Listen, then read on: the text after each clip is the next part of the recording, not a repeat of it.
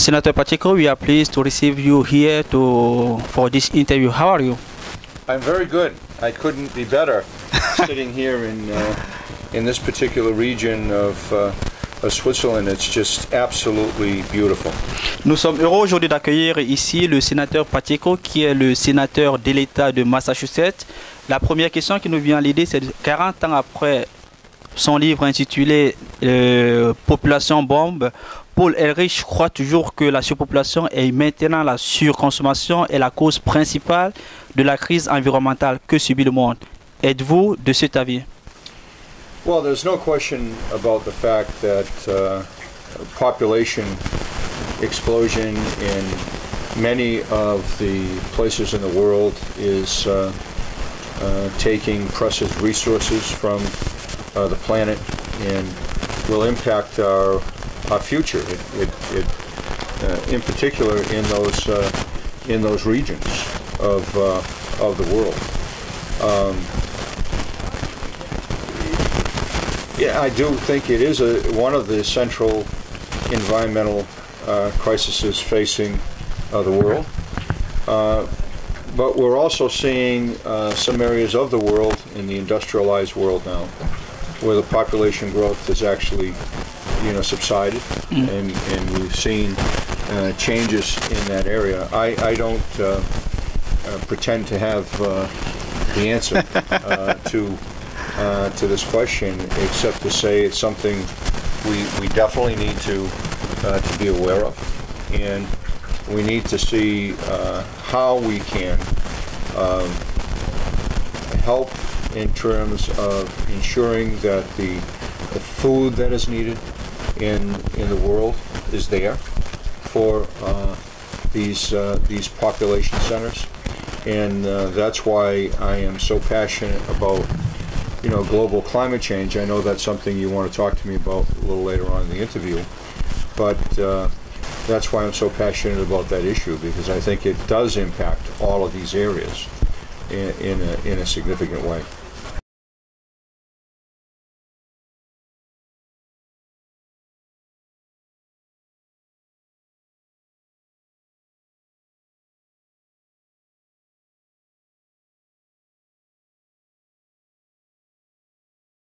It will also have an impact in loss of land in many places in the world, which would be that much more significant. We'll see increased droughts in other places in the world. We'd see increased precipitation and flooding in other areas of the world. We're already starting to see it all over the globe. And people are reluctant to say that there is an actual nexus between global climate change and some of the extreme weather events we've been experiencing, but there's no question about the fact that we have an increase in water vapor in the atmosphere, which is helping to intensify storm systems as we move forward. This also impacts the first question you asked me about, population growth and food supply, for the population growth. It will impact the ability for all of us in the world to be able to take care of the food needed for our society in a very sick way, possibly. I've always said this about the planet. It's not those of us that are human beings that need, to worry about the planet necessarily. She will take care of herself. It will be the human population that will ultimately suffer if we don't coexist well with Mother Nature.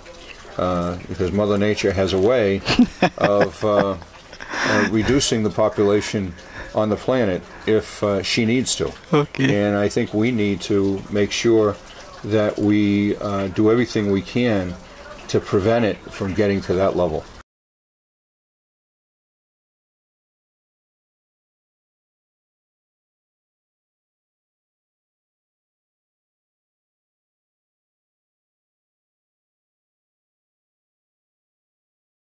I'm one of the people that believes that yes, we should always think about environmental impacts when we travel, when we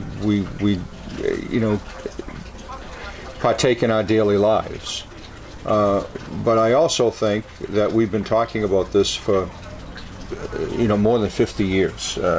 In terms of at least my own generation, for the last 50 years or so, I've heard plenty of discussion about conserving, about making sure that we ride a bicycle instead of an automobile. All of those things are extremely important, and we see this more so here in Switzerland and throughout Europe than we do in other places in the world. But having said that, I also think that the entrepreneurial spirit, the business community, needs to embrace this whole issue of climate change in a way that can protect the environment and increase economic opportunity. I don't think that they're mutually exclusive at all. I think that they can work very well together, harmoniously actually. And that's one of the reasons why I'm here, is to tell the story about what we are doing in America, what many of the states in the United States are doing, because I know that in the European community a lot of people are frustrated that the United States has not acted. That is true. Yeah, more expeditiously. But I want people to know that we are, in fact, acting. Okay. In states like Massachusetts, we've totally redone our laws. We are in the process of seeing an exponential growth in jobs while we've protected the environment and while we're cutting back on CO2 emissions and greenhouse gases. So it can be done, and there are, I meet every day a new business. I certainly have met a few today in my travels where these entrepreneurs are doing exactly what I've just said. Okay. They're growing jobs while cutting back on the impact on the environment. And I think that's the future. Thank you, Mr. Senator. Thank you very much, and thank you for the interview.